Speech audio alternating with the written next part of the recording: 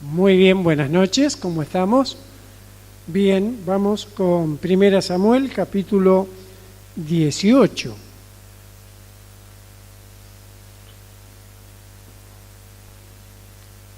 Primera Samuel, capítulo 18. Este capítulo yo lo dividí en dos partes que me parece muy interesante. La primera parte es la amistad y la segunda parte la envidia. Y el mensaje en esta noche es los propósitos de Dios. ¿Por qué digo los propósitos de Dios?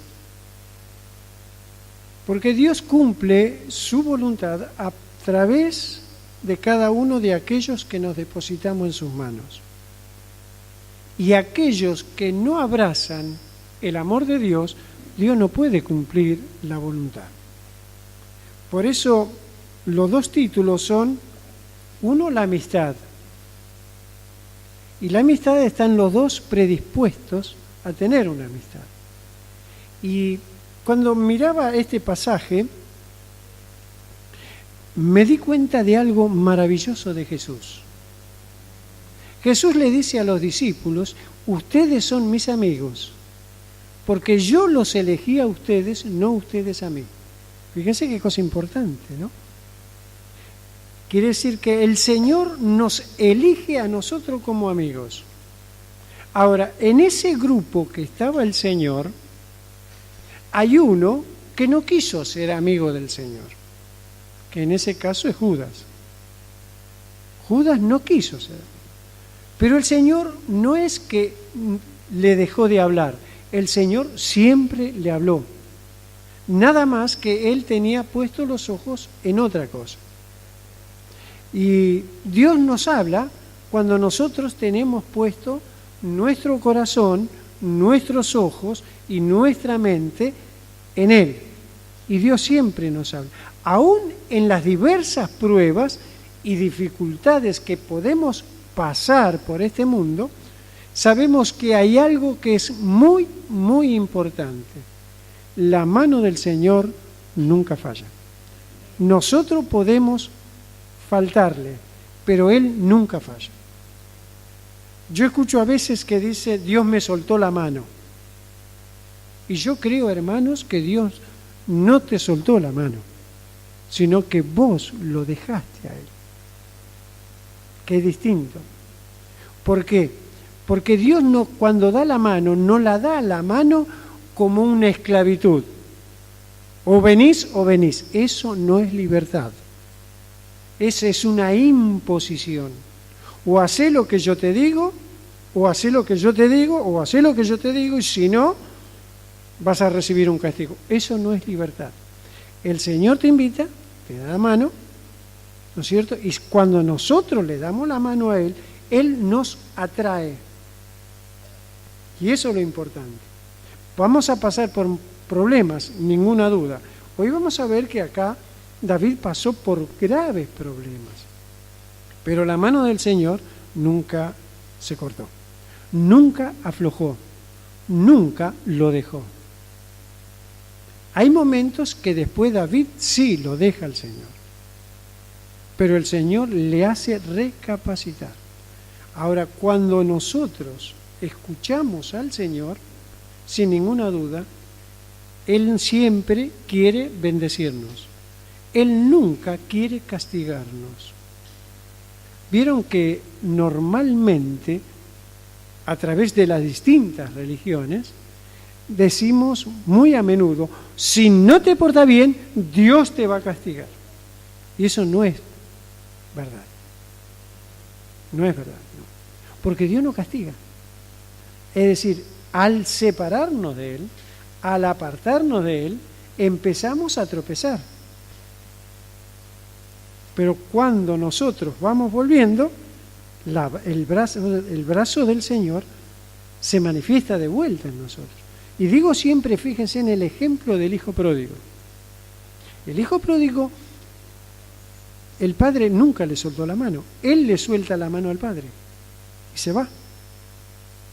¿Pasó por pruebas? pasó por dificultades, llegó un momento que la panza se quedaba pegada en la espalda, porque no tenía nada para comer. Y sin embargo, cuando aquello que había aprendido en la casa del Padre le vino al corazón, él dijo, me levanto y voy a papá. ¿Y el Padre dónde estaba? En la puerta esperándolo. No tuvo que golpear, no tuvo que ver si había estado o no había estado, no le cuestionó nada, sino que lo abrazó. Ese es el propósito y el proyecto de Dios. Aquí encontramos, en primer lugar, le decía, que encontramos la amistad de David con el hijo del rey. Cosa, ¿no es cierto? Por eso los propósitos de Dios se encaminan como Dios quiere. Jonatán es un muchacho muy especial. Él sabe que en ese tiempo, al morir el padre, ya grande, él iba a tener que heredar el reino. A vista humana. Pero él no sabía algo, que Dios tenía preparado otro rey, que era elegido por Dios, que es David. ¿Por qué Dios tuvo que elegir a David? Porque Saúl había puesto los ojos más en las cosas materiales que en Dios. Y cuando Dios le hablaba, él siempre tenía un poco de movimiento raro, ¿no? Diciendo, no me gusta, no me gusta, y no me gusta, y no me gusta. Es decir, siempre tenía la mirada abajo, nunca levantaba los ojos. Yo en toda la historia de Saúl no encuentro una vez que haya orado. Siempre trataba de justificarse de las cosas que le pasaban, siempre tenía queriendo explicar por qué le había pasado, pero nunca dijo. Incluso llega un momento que le dice a Samuel, le dice, pide al Dios que me libere. No fue capaz de decirle, Dios mío, perdóname. ¿Se dan cuenta? Entonces su corazón estaba lejos de Dios, a pesar que Dios lo había ungido como rey. Y su hijo, viendo todo esto, fíjese lo que pasa. Una vez que David y Saúl terminaron de hablar, que venía de la batalla, de una batalla muy importante, en la cual había vencido a Goliat, le había traído la cabeza, le había traído la espada, le había traído todas la lanza y todas las cosas, todo el pectoral, el armamento, se lo dejó ahí todo y le dejó la cabeza, terminó de hablar. Saúl tomó a David y a su siervo, y desde ese día no lo dejó volver a la casa de su padre. Fíjense en lo que pasa ahora. Jonatán, por su parte, entabló con David una amistad entrañable y llegó a quererlo como a sí mismo. ¿A qué le hace recordar eso? Piensen un cachito. En el mandamiento del Señor. En el mandamiento del Señor. Ama a tu prójimo como a ti mismo. Jonatán amó a David como a sí mismo. Es decir, que todo lo que él veía, todo lo que sentía, lo compartía con David. Se había hecho una amistad muy linda. Es la amistad que hace el Señor con nosotros. El Señor hace una amistad con nosotros. Y todo lo que tiene el Señor lo vuelca a nosotros. Nos enseña, nos ayuda, nos corrige, nos prepara. ¿A quiénes? Al que oye su voz. Hay que oírlo al Señor. Por eso los discípulos, cuando el Señor asciende a los cielos, toman consigo mismo aquella enseñanza de ir y predicar. Y practicaban lo que el Señor le había dicho. Jonatán y David se hicieron muy amigos. Pero hay algo más después de esto. Hay un disgusto de Saúl. En el versículo 7, fíjese lo que pasa. Y exclamaba con gran regocijo: Saúl destruyó a un ejército, pero David aniquiló a 10.000. Es decir, que el pueblo estaba contento porque David salía a la lucha y ganaba. Saúl salía y vencía a 1.000, pero este salió y venció a 10.000. Es decir, lo recibieron con otro cariño, porque era un hombre verdaderamente valeroso y era un hombre utilizado por Dios. Fíjese el verso 8. Disgustado pues por lo que decían, Saúl se enfureció y protestó. A David le dan crédito por 10 ejércitos, pero a mí por un solo. Lo único que falta es que le den el reino. Fíjense la bronca que tiene una bronca tremenda encima, un disgusto pesadísimo. Miren, hermanos, el disgusto es feo, la angustia es feo. Y llega un momento que el celo por el otro es feo también.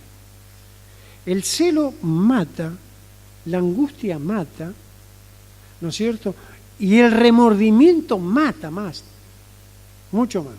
Él tenía un remordimiento tan grande como a él lo aplauden y a mí no me aplauden. Era importantísimo lo que él estaba diciendo para él, porque tenía una angustia dentro. Y la angustia mata mucho más que el tabaco, que la droga, que el alcohol. La angustia del alma. Por eso cuando llega el momento que los discípulos están angustiados, en el Evangelio de Juan, capítulo 14, Jesús trae la solución a los discípulos. No se angustien, le dice. Tengan fe en mí. Yo voy a preparar lugar para ustedes, para que donde yo esté, ustedes estén conmigo. Y uno de ellos le dice: Señor, no sabemos a dónde va, no sabemos el camino. Y Jesús le dice 3 cosas maravillosas. Yo soy el camino, yo soy la verdad y yo soy la vida. El que cree en mí tiene vida eterna. Maravilloso. Entonces, Saúl está pasando por esa angustia y no sabe cómo solucionarla. Fíjese el verso 12. Saúl sabía que el Señor lo había abandonado. ¿Qué es esto? Pero no me dijiste, Esteban, hace un ratito que el Señor nunca nos abandona. ¿Es verdad? El Señor nunca nos abandona. Pero cuando Él se fue del foco del Señor, Él se siente abandonado, pero se siente preso de la angustia. Fue tomado por el espíritu que tenía encima. ¿Cuál es el espíritu que él tenía encima? El espíritu de la angustia, el espíritu de la tristeza, el espíritu del yo. Yo puedo, yo hago, yo digo, yo voy a llegar. Ese espíritu se apoderó de él de una manera tremenda. Y dice el verso 13, y lo alejó de su presencia, nombrándolo jefe de 1.000 soldados para que dirigiese el ejército en campaña. Es decir, que el Espíritu de Dios se aparta de David y recae sobre David. Se aparta de Saúl y cae sobre David. Y ese espíritu que cae sobre David es aquel que lo vivifica y lo lleva adelante.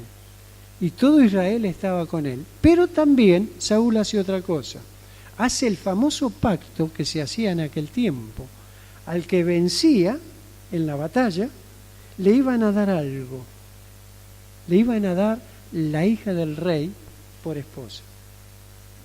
Y fíjese cómo actúa Saúl en esta etapa también, que primero le promete a la hija mayor y cuando llega el momento no se la da, le da a la hija menor.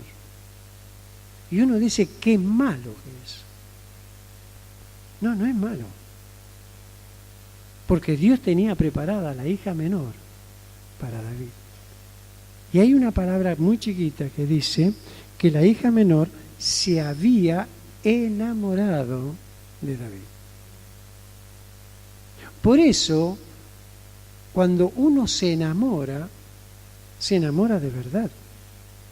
Y Dios le concede lo que él se enamora. Porque hay un amor sincero.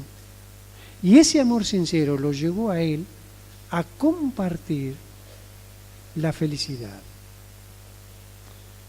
Y una cosita más.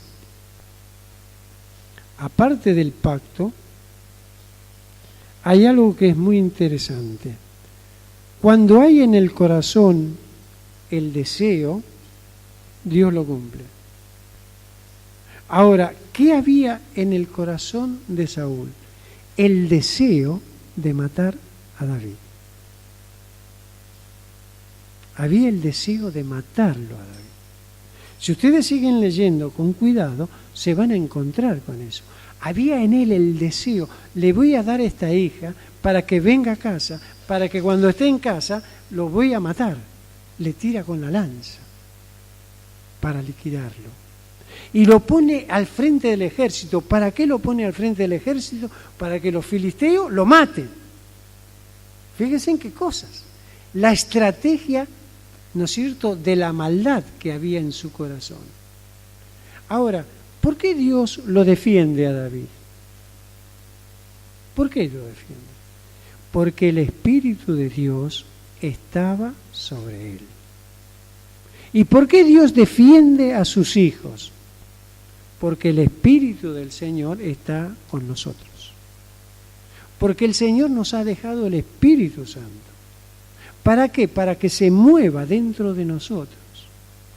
Para que nos conduzca, para que nos guíe, para que nos acompañe, para que nos ayude a tomar definiciones. Esto conviene o esto no conviene. ¿Se imaginan que yo voy y le digo a Dios, Dios mío, dame el poder para matar a un vecino? ¿Es bueno o es malo? ¿Por qué es malo? Porque Dios ama la vida, no ama la muerte. Dios ama la vida, Dios es dador de vida. Por eso el Señor Jesucristo aún nos enseña a nosotros a orar por nuestros enemigos. Fíjese, lo que a nosotros nos parece que es algo que no lo podemos sobrellevar o no lo podemos soportar o no lo podemos más aguantar, el Señor dice, ¿vos sabés lo que tenés que hacer por ese? Tenés que orar. ¿Y qué vas a orar? Para que se muera pronto. No, eso no es. Porque yo te puse para pacificar, yo te puse para que seas de bendición, yo te puse para que hables de mí y que no hables de aquel que quiere matar. Porque yo soy el que da la vida. Y Jesús es aquel que da la vida. David estaba muy ilusionado con eso. Quería destruirlo a David. Lo quería limpiar. ¿Vieron cómo a veces dicen, a este hay que limpiarlo? Bueno, ese no es un corazón conforme a la voluntad de Dios. No te sirve, no es bueno. Déjalo. Apartate. Andate. Pero andate vos. Si él no se va, andate vos. Pero andate. No te quedes. Porque no es bueno. No es bueno. Te va a extorsionar, te va a maltratar, te va a decir una cosa, y si puede te va a matar. Bueno, andate. Conclusión. Yo encontré algo en los versículos 10 y 11 que quiero cerrar con esto en esta noche. El versículo 10 dice, al día siguiente el espíritu maligno se apartó El maligno de... Perdón.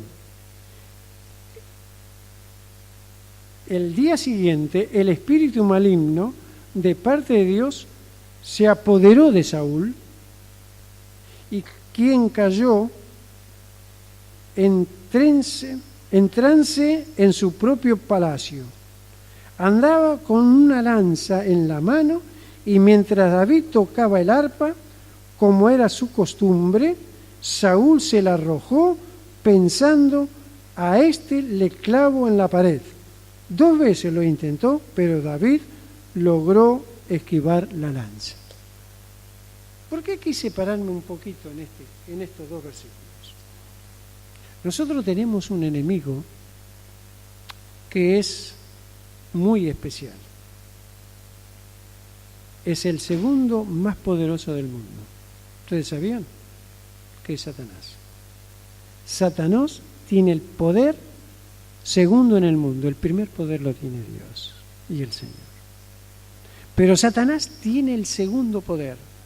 No descansa, no duerme, no piensa nada bueno, sino piensa en atacarnos y en destruirnos. ¿Por qué? Porque el poder de él es sacarnos del camino de Dios. Por eso David fue protegido por el Espíritu de Dios y esquivó los 2 ataques fuertemente, pero se huyó. Ahora, fíjese lo que dice la palabra de Dios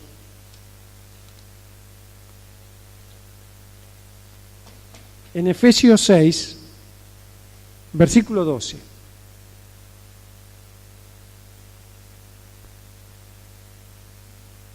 Efesios 6, 12. Nosotros estamos luchando todos los días. ¿Y con quién luchamos? Con Satanás. Todo aquello que nos pasa que es malo es porque Satanás está utilizando toda artimaña para atacarnos. Pero ¿por qué me pasa a mí si yo voy a la iglesia?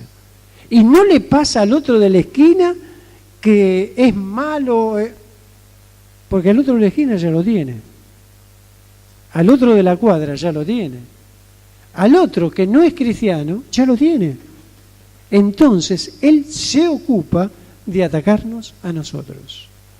Y fíjese lo que dice el verso 12 de Efesios 6. Porque nuestra lucha no es contra seres humanos, sino contra poderes, contra autoridades, contra potestades que dominan este mundo de tiniebla, contra fuerzas espirituales malignas en regiones celestiales. ¿Qué está haciendo acá el apóstol Pablo escribiendo a los Efesios? Le está explicando que somos atacados por el maligno todos los días. Y créalo que el diablo existe. Y créalo que el diablo tiene ángeles que manda a atacarnos, que manda a provocarnos. Por eso en una parte Dios tiene que dejar en claro, dice, que resistan al diablo y él huirá de ustedes. Ahora, si yo corro, es muy factible que el diablo me alcance. Resistir es decir, estar firme en la fe que tenemos. Resistir quiere decir estar firme en lo que creemos. En la fe, en lo que creemos. Y aquel que es con nosotros, ¿quién contra nosotros? Recién hoy lo cantamos. Si Dios con nosotros, ¿quién contra nosotros? El diablo puede atacarnos, claro que sí. Pero el Señor siempre nos protege. ¿Por qué nos protege? Porque estamos en Él. Ahora, cuando nosotros nos desviamos, es muy factible que el diablo tome posesión de nosotros, porque estamos fuera del círculo de Dios. Estamos fuera de la cobertura que el Señor nos manda. Quiere decir que el Espíritu está con nosotros, pero yo me aparto, soy presa de Satanás.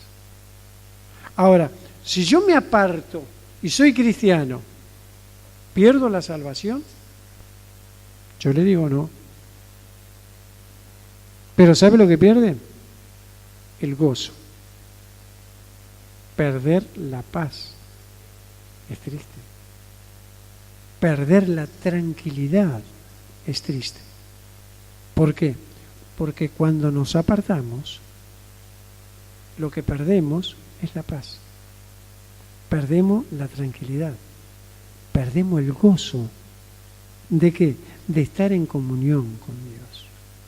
Ahora, ¿cómo hacemos cuando pasa algo? El Señor está siempre con los brazos abiertos.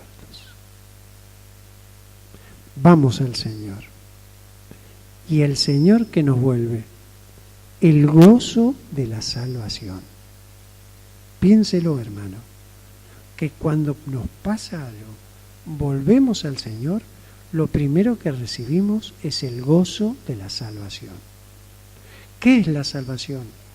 La vida eterna, el gozo de la vida eterna, el gozo de la paz, el gozo de la comunión, el gozo de recibir de vuelta el abrazo de nuestro Padre. Porque Dios nunca castiga a sus hijos. Sí, los corrige y sí los abraza. Pero Dios nunca abraza sin corregir. ¿Se da cuenta? Corregir quiere decir, hijo, volviste. ¿Te diste cuenta lo que hiciste? Bueno, vení de vuelta, porque yo te estoy esperando. Hermanos, David entendió claramente que el gozo del Señor vale mucho más que las lanzas del enemigo. Y él se abrazó al Señor. Y dice aún más, dos virtudes que tenía David, que aún frente a la dificultad, él tocaba música y cantaba. Tocaba música y cantaba. ¿Saben lo que tocaba? La lira. ¿Saben lo que es la lira? Es como el arpa chiquitita. Bueno, él tocaba eso. Y era un hombre que volcaba su corazón a Dios. Y cantaba. ¿A quién cantaba? A Dios. Y Dios lo utilizó de una manera especial. Y cuando venían los ataques del enemigo, él tenía a Dios como escudo y siempre salía adelante. Esto nos pasa a nosotros. Con Cristo en el corazón no hay problema. Podemos tener dificultades, podemos tener momentos difíciles, pero no te dejaré ni te abandonaré, porque yo estoy con vos todos los días hasta el fin del mundo. Que el Señor nos bendiga.